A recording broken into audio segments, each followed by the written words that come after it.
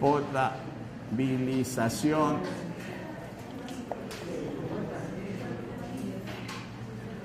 del agua. ¿Qué es lo que nosotros llamamos agua potable?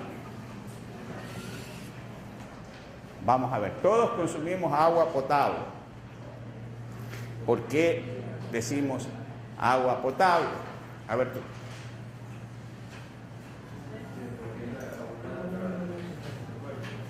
¿Por qué? Porque es abundante. No. A ver, usted niña, ¿por qué es? ¿A qué llamaría usted agua potable? Al agua que es apta para consumo humano, decimos. Es decir, el proceso de potabilización no la hace que uno la pueda consumir sin ningún riesgo para la salud. Ya, pero en términos generales, el agua potable es la que cumple las normas, ¿no? Y no rebasa ninguno de los límites establecidos como convenientes, que vamos a ver posteriormente. Es decir, hay unos límites en que el agua puede, límites en los parámetros que nosotros consideramos que son importantes, ¿no? Como, vamos a decir, el pH, el contenido de calcio, el contenido de cada uno de los elementos de cloro, etcétera. Ya hay unos límites. Si rebasa esos límites, puede considerarse el agua convenientemente tolerable o ya agua impotable cuando rebasa más de un límite que se considera inconveniente. Eso es lo que vamos a ver. Entonces, para llegar a cumplir las normas que se establecen para cada planta de potabilización, ya hay algunas operaciones. Vamos a suponer en el caso de Guayaquil que coge agua del río Daule, por ejemplo. Entonces, lo principal es la captación del agua, ¿ya? Entonces, vamos a poner aquí captación del agua. Es decir, aquí hay digamos, una bomba que hace caer el agua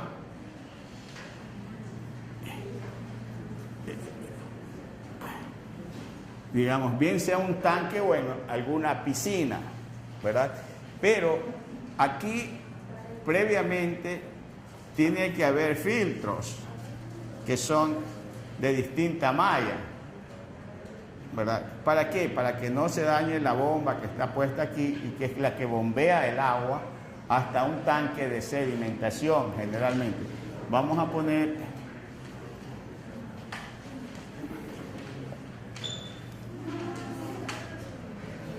los pasos principales que se cumplen en toda planta de tratamiento de agua, o mejor dicho, en toda planta de potabilización de agua. Ya, entonces, ¿qué es lo que se hace en este tanque de sedimentación? Que los sólidos se asientan, ¿verdad? Viene acá y la parte que queda acá es bombeada a otro tanque, ya, donde digamos que puede ser, pues aquí estamos simplificando, ¿verdad? Puede ser un tanque de sedimentación, una piscina, o pueden ser varios tanques de sedimentación, ya. Y luego que se sedimenta el agua de aquí, puede ir a una parte donde se hace la floculación,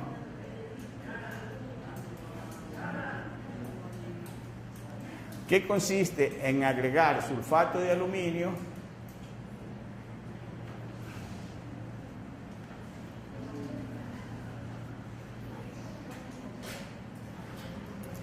que es el floculante. ¿Qué es lo que hace el sulfato de aluminio? El sulfato de aluminio, vamos a suponer que tiene aluminio, ¿verdad? Que tiene 3 cargas positivas. Ya, entonces, a través de esas 3 cargas positivas, tiene lugar la atracción de partículas que tengan carga negativa, ¿verdad?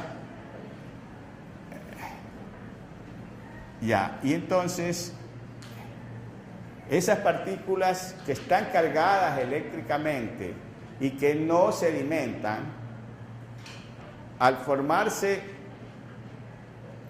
una partícula más grande, porque ya sería esta que hace el núcleo de atracción de las partículas que están en suspensión y que no caen al fondo, entonces ya se hace como un flóculo y ahora sí sedimenta o flocula, ¿verdad? Es una partícula grande, sí, que se precipita por su peso, se va al fondo, ¿ya? Entonces, ya queda el agua de aquí, queda más limpia, y esta agua va a venir a otro recipiente o piscina donde se le agrega cloro. Fíjense, estos son los pasos fundamentales. Aquí es la cloración, o sea que se puede agregar cloro aquí. Después que se le agrega cloro, puede ir a un almacenamiento y después a la distribución.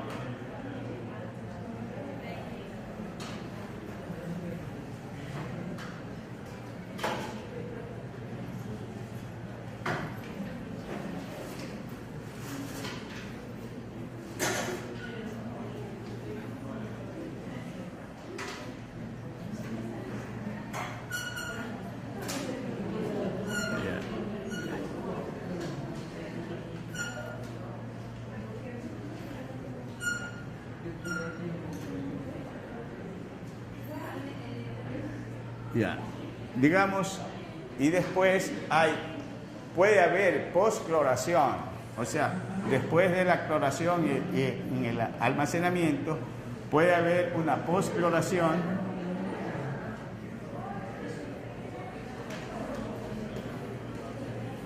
en sitios alejados de la planta de tratamiento. ¿Por qué ocurre eso? Porque vamos a suponer, nosotros tenemos la toma, y si desde la toma donde está la planta de potabilización se quiere llevar el agua hasta el Guasmo, que está 20 kilómetros o 30 kilómetros más lejos, entonces en este trayecto el agua pierde cloro que se le agregó, y ya por acá ya no está con cloro y se puede volver a contaminar, ¿verdad? Entonces hay procesos de postcloración.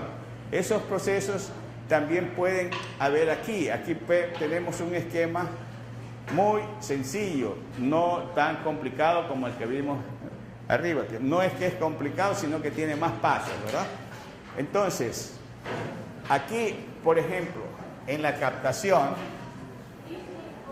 depende del agua que yo tenga aquí, si es un agua de río o es un agua de pozo, que puede estar con cierto grado de contaminación, entonces yo puedo hacer aquí una aireación y una precloración.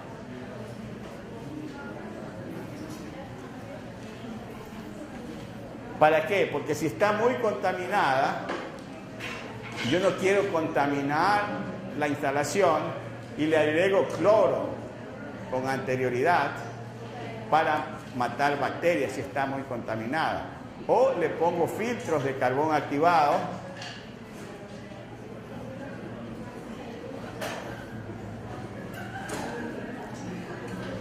Filtros de carbón activado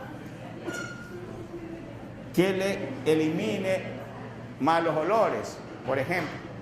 Ya. Entonces, el tratamiento en general que yo le vaya a dar al agua, todo lo demás que viene acá, depende del agua que yo tenga a la entrada. Si es un agua de pozo o si es un agua de río y qué tan contaminada está. Entonces, eso me hace decidir a mí qué tratamientos. Aquí está el problema. ¿De qué se trata? Ustedes vimos en el laboratorio que hay distintos tipos de dureza, ¿verdad? Que el agua, cuando tiene iones calcio y magnesio, es agua dura. El agua, cuando es dura y se usa esta agua dura, por ejemplo, para lavar, estamos perdiendo dinero porque el agua dura no reacciona con el jabón.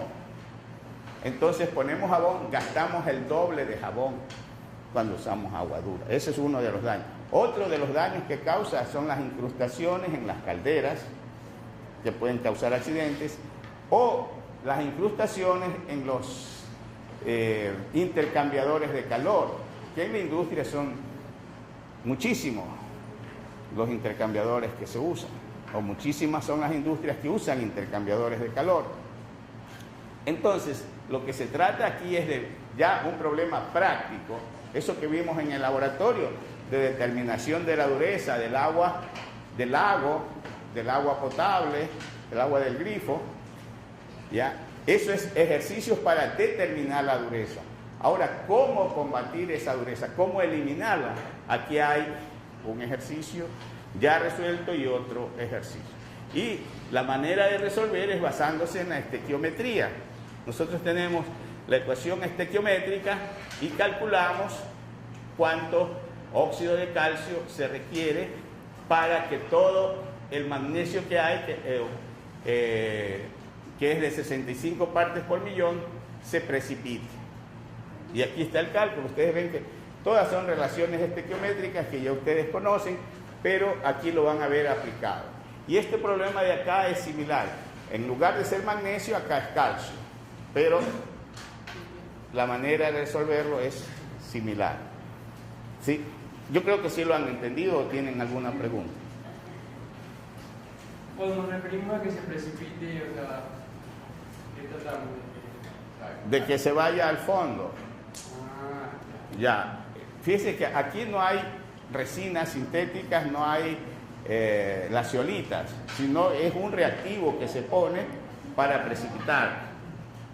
¿Ya? Esa es la diferencia con lo que vimos en el laboratorio, que se usan resinas, ¿no? Y hablamos de las zeolitas también.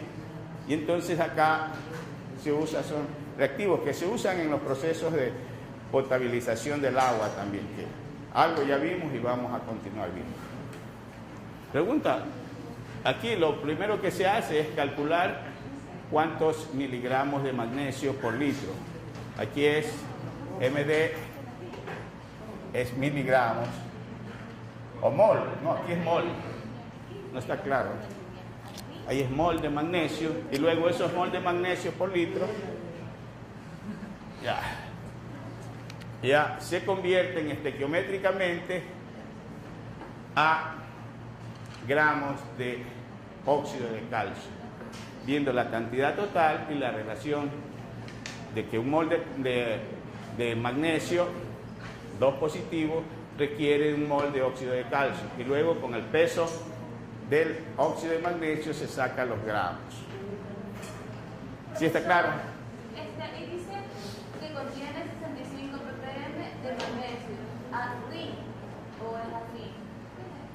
¿A dónde? En la segunda línea. Aquí. Afín.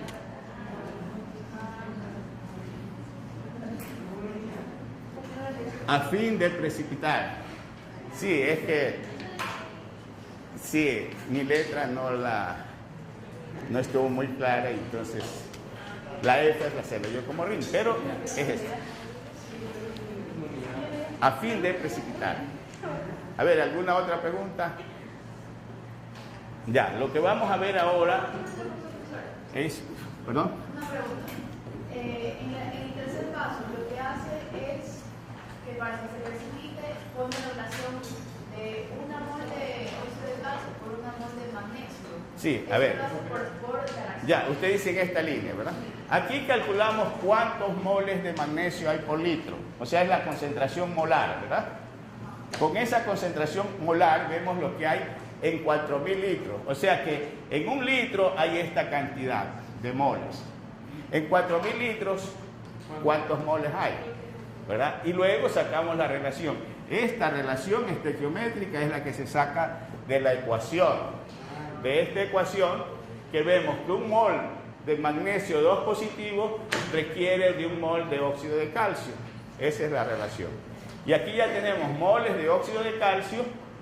¿Cuánto pesa un mol de óxido de calcio? O sea que es 40 que pesa el calcio, ¿verdad? Más 16 del oxígeno son 56. ¿Sí? O sea, la relación estequiométrica es sencilla, es clara, hay que interpretarla nada más.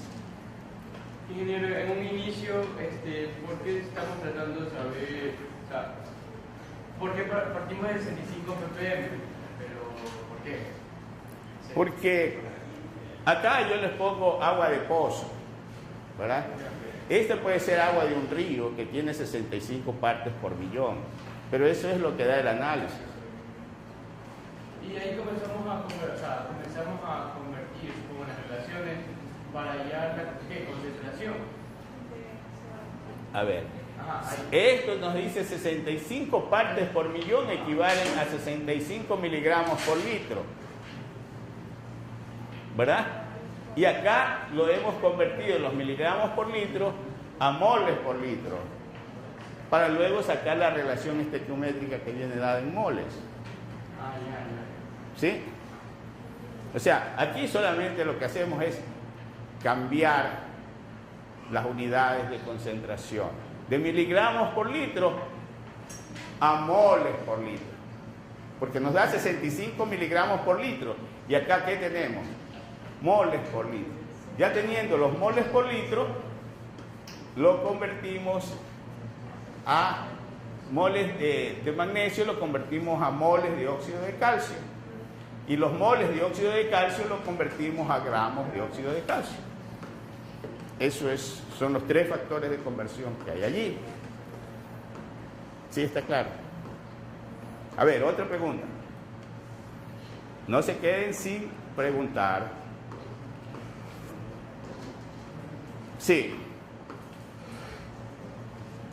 Bueno, entonces podemos avanzar. ¿Qué es lo que vamos a ver? Estamos viendo el capítulo correspondiente al agua y ya hemos visto algunos puntos como el agua como recurso natural, el ciclo del agua y vamos a ver ahora las normas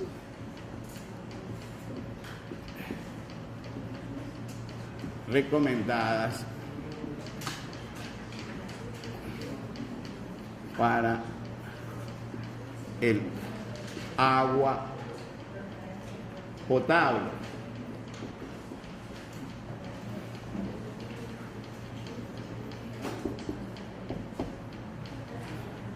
Y vamos a ver la potabilización, que ya vimos algo en la clase anterior, la potabilización de agua y el tratamiento de aguas, se llama aguas negras, pero se refiere a aguas residuales, ¿no? Pero es el término que se emplea allí. Hemos dicho que el tratamiento del agua para la potabilización depende de la fuente de abastecimiento. Si yo tengo agua de pozo, el tratamiento que le voy a dar a esa agua de pozo para hacerla potable es después de hacer el análisis de esa agua de pozo. Por ejemplo, en el problema que vimos anteriormente, decimos que un agua de pozo tiene, por ejemplo, 160 partes por millón de calcio o 160 partes por millón de magnesio. Si yo voy a tratar eso, tengo que hacer énfasis para bajar la dureza. Si yo trato un agua de río, ya puede hacer que la dureza no sea la misma, que el contenido de cloro que tiene ya el agua sea diferente.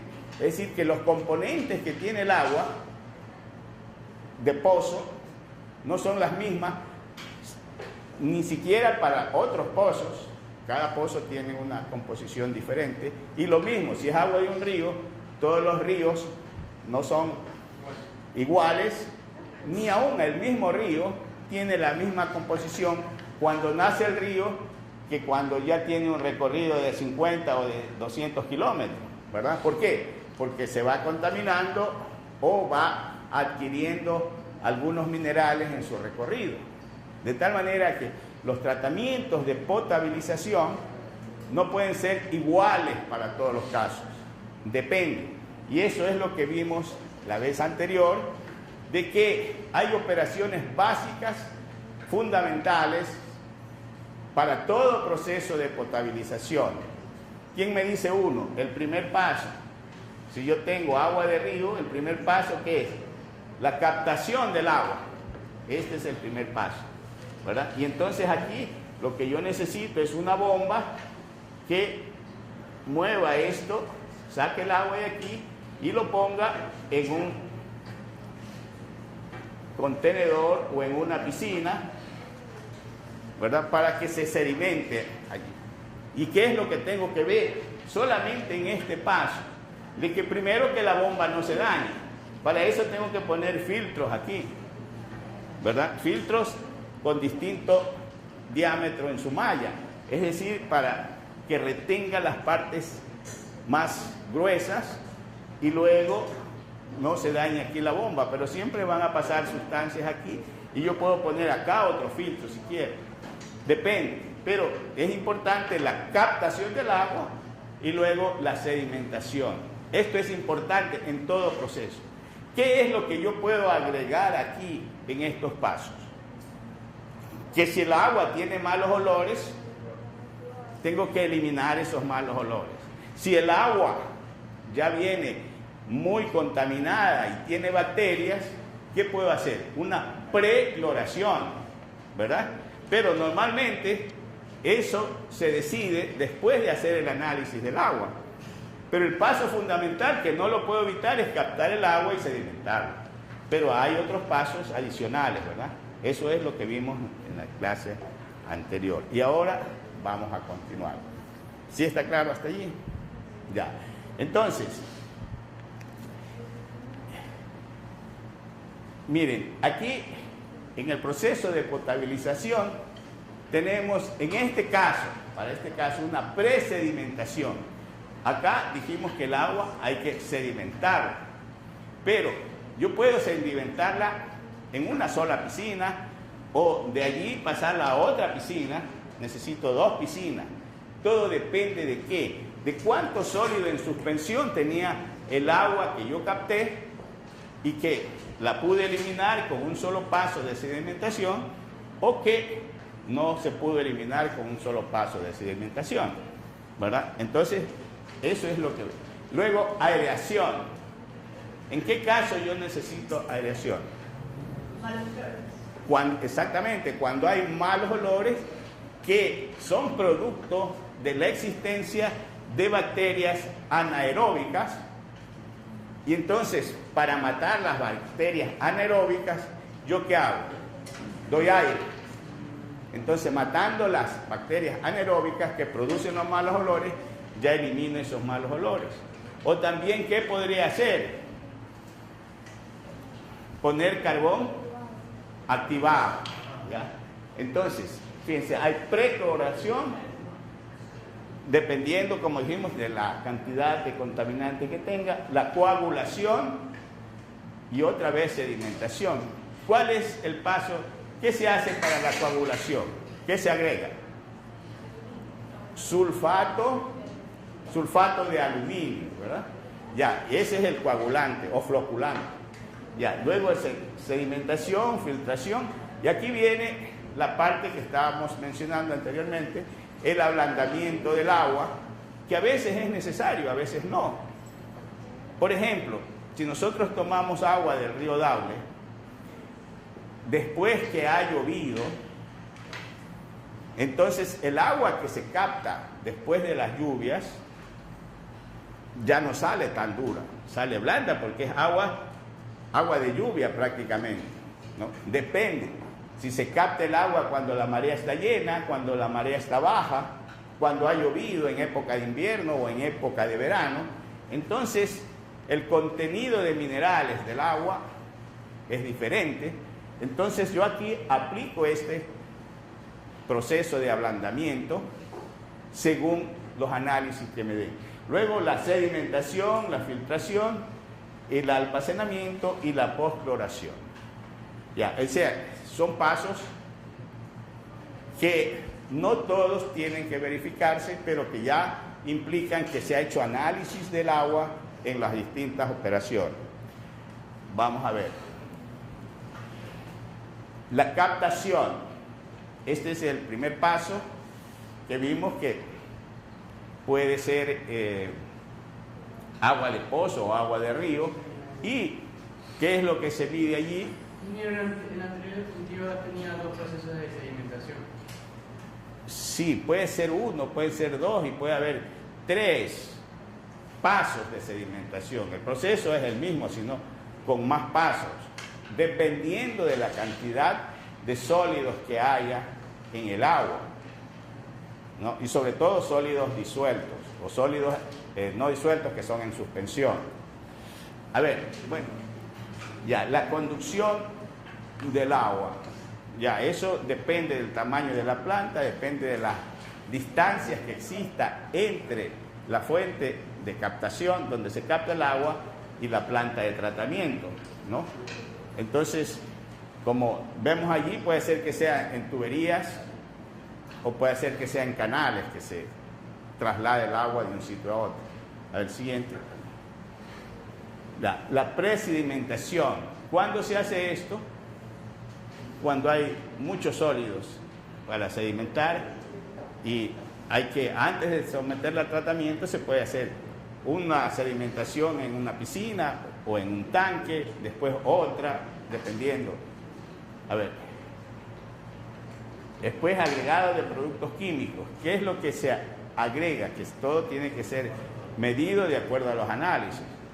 El sulfato de aluminio, a veces el cloro también, y a veces el óxido de calcio, como hemos visto, para ayudar a la precipitación. A ver, veamos la otra. La floculación, esto se hace con el sulfato de aluminio, ¿verdad? Ya vimos la polaridad del agua y la polaridad, y digamos, la carga del aluminio, que es más 3 positivo, y entonces atrae muchas cargas negativas. Ya. Otra vez sedimentación.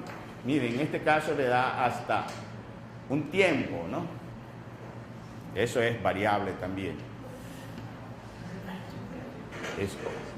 Filtración. Algunos tanques tienen las mallas aquí al interior, tienen pegadas. En estas son rectangulares, hay otras que son circulares, y entonces la malla es circular y el agua entra al interior y de ahí se filtra y sale para otros recipientes. A ver. Ya, la desinfección. Este es el caso del cloro. No. Ahora, para el cloro hay un método, que ese no lo tengo en gráfica aquí, pero que les voy, lo podemos ver. ¿Qué cantidad de cloro se debe agregar? Ese siempre es un problema que hay que resolverlo también según la cantidad de sustancias que estén causando la contaminación. Hay un método, si alcanzan a ver todo de aquí, para determinar la cantidad de cloro que se debe agregar. Ya, entonces es un método que puede ser gráfico, ya, y aquí a este cloro residual, y acá ponemos el cloro añadido. Y esto es lo que me interesa conocer. ¿Cuánto cloro yo debo añadir? Entonces, si yo añado una determinada cantidad de cloro al agua y después de 4 o 5 horas tengo la misma cantidad, es decir, yo tendría una línea de 45 grados, ¿verdad? Es decir, que si yo aquí puse 4 partes por millón, vengo a la gráfica acá, ¿cuánto me debe dar? 4, ¿verdad? Si pongo 10, acá debe ser 10 también. ¿Qué es lo que ha ocurrido? Que la cantidad de cloro que puse no fue consumida porque no hubo demanda de cloro en el agua. Ya, entonces, yo digo, esta es la línea 1. Ya, si yo añado una cantidad, por ejemplo, puse 10, pero acá no me aparecen 10. Después de un tiempo determinado, yo aquí tengo 8. Quiere decir que el agua ha demandado y ha consumido una cantidad de cloro que ya no me aparece acá, ¿verdad? Entonces, si yo contamino más el agua, sobre todo si se pone aminas, con aminas se hace esta prueba, ya yo puedo tener ya otra curva un poco más complicada. Tengo 3, ya. Y si yo pongo agua más contaminada, ya, yo puedo tener otra curva que voy a tener un máximo y un mínimo, y este punto se llama break point, o sea, punto de ruptura, como en el tenis, ¿verdad? El break point. Ya, y esto de aquí, después de este punto, yo voy a obtener una línea igual a la primera que tuve, es decir, una línea de 45 grados. ¿Por qué? Porque al llegar a este punto, ya el agua ya no necesita prácticamente cloro. Ya se provocó una desinfección tal de que el sistema reacciona de la misma forma cuando yo puse agua pura, ¿verdad? Entonces, este punto de ruptura o break point es el que me indica que esta es la cantidad de cloro que yo debo agregarle al agua para que quede totalmente desinfectada, ¿sí? Entonces, este método es sencillo y ya vamos a ver cuánto es que yo necesito que quede de cloro residual en el agua. Hay algunos valores que dan las normas, ¿ya? Hay ciudades que tienen 20.000 habitantes, hay otras que tienen 50.000, 100.000 habitantes y que los habitantes están ubicados a distancias mayores que en una ciudad donde hay 20.000, por ejemplo. Entonces, tiene que haber una cantidad de cloro residual y algunos aconsejan que no debe ser mayor de 0,1 partes por millón a 0,2 partes por millón. A ver, ¿tenías una pregunta? Sí, ingeniero, una pregunta. Usted me dice que, por ejemplo, en los casos en donde hay contaminación, el cloro añadido, el agua va como que a absorber un poco de ese cloro. Pero, o sea, si lo absorbe, ¿qué se forma? ¿O qué hace ese cloro? Ya. Lo que pasa es que si son bacterias, que generalmente el cloro se usa como bactericida, ¿verdad? El cloro no es a veces propiamente el cloro, sino el ácido hipocloroso que se forma, con el agua, el que mata las bacterias. Son mecanismos que actúan sobre las bacterias, sobre las células, y las inactivan o las matan. Entonces ya no consumen. Entonces los minerales que hay no nos afectan, no solo las bacterias. Ya, recuerden que el cloro es un desinfectante, un bactericida. Ya, todo lo demás, los sólidos en suspensión y todo lo demás, eso se ha eliminado en procesos previos. ¿Sí? Entonces, si yo tengo algún componente que eliminar, algún metal pesado, entonces ya es un tratamiento especial que se le tiene que dar al agua. No, pero en todo caso estamos hablando de procesos de potabilización del agua.